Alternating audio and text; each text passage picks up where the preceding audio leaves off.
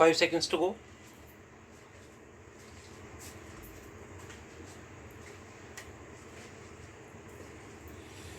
To start, we have taken a number of steps to support the MSME sector.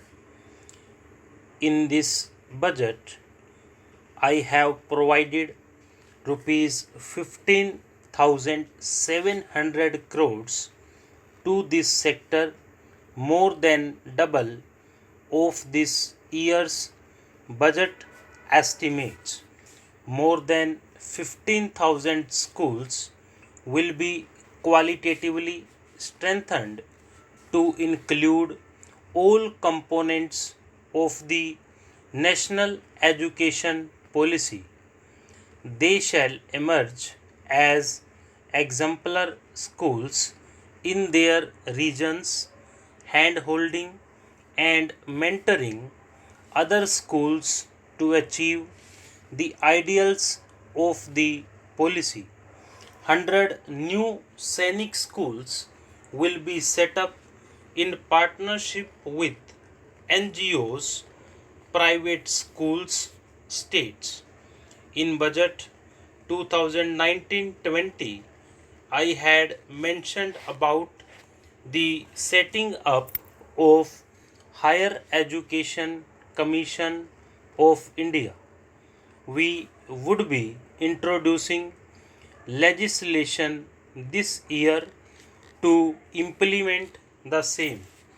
It will be an umbrella body having 4 separate vehicles for standard setting, accreditation, regulation and funding.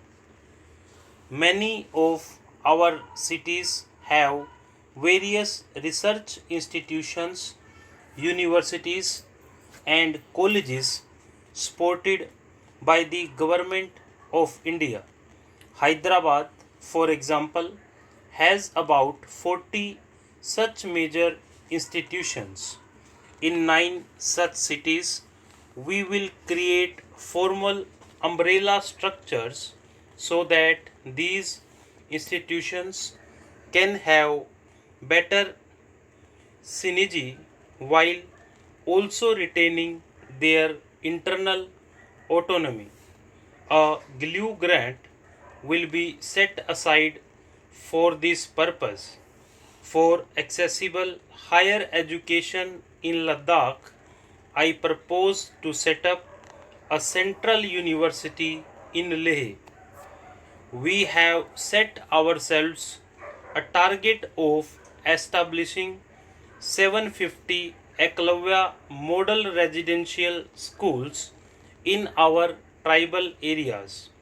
I propose to increase the unit cost of each such school from rupees 20 crores to rupees 38 crores, and for hilly and difficult areas to rupees 48 crores. This would help in creating robust infrastructure facilities for our tribal students. We have revamped the post-matric scholarship scheme for the welfare of scheduled castes. I have also enhanced the central assistance in this regard. We are allotting rupees 35,000 crores for 6 years till 2025-2026 to benefit 4 crores SC students. In 2016, we had launched the National Apprenticeship Promotion Scheme. The government proposes to amend the Apprenticeship Act with a view to further enhancing apprenticeship opportunities for our youth. We will realign the existing scheme of National Apprenticeship Training Scheme for providing post-education apprenticeship training of graduates and diploma holders in engineering.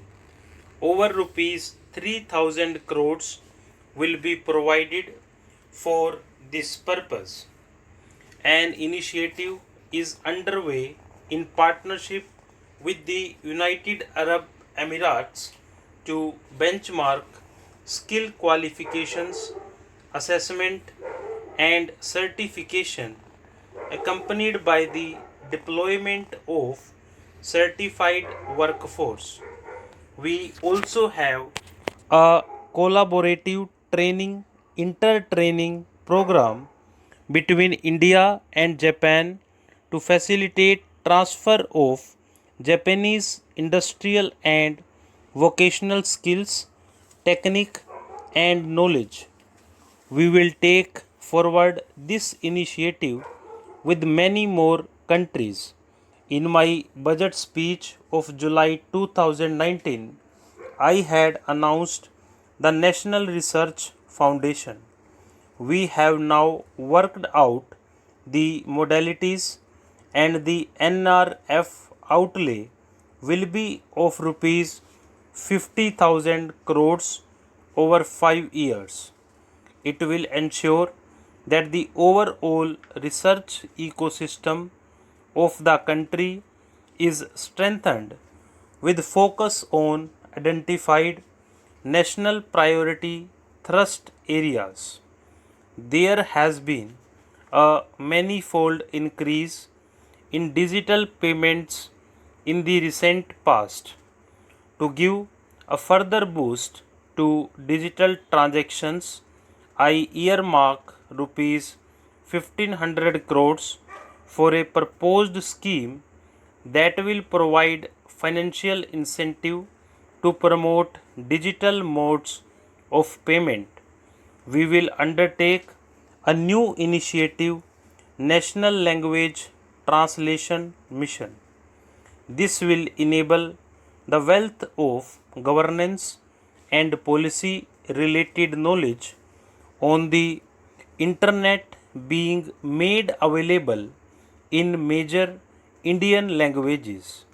The New Space India Limited, a PSU under the Department of Space, will execute the PSLV launch carrying the Amazonia satellite from Brazil along with a few smaller Indian satellites.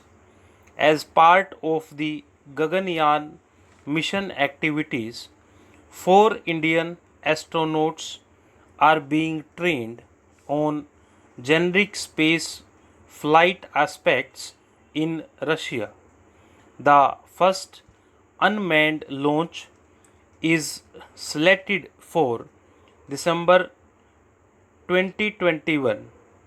Our oceans are a storehouse of living and non living resources. To better understand this realm, we will launch a deep ocean mission with a budget outlay of more than rupees 4000 crores over 5 years. This mission will cover deep ocean survey, exploration, and projects for the conservation of deep sea biodiversity. Speaker sir, I now come to the last of the 6 pillars. This will outline plans for reforms in one of our core principles of minimum government, maximum governance. We have taken a number of steps to bring reforms in tribunals in the last few years for speedy delivery of justice. Continuing with the reforms process, I now propose to take further measures to rationalize the functioning of tribunals. We have introduced the National Commission for Allied Healthcare Professionals Bill in Parliament with a view to ensure transparent and efficient regulation of the 56 allied healthcare professions. Additionally, to bring about transparency, efficiency, and governance reforms in the nursing profession, the National Nursing and Midwifery Commission bill will be introduced by the government for passing in the Parliament. Stop.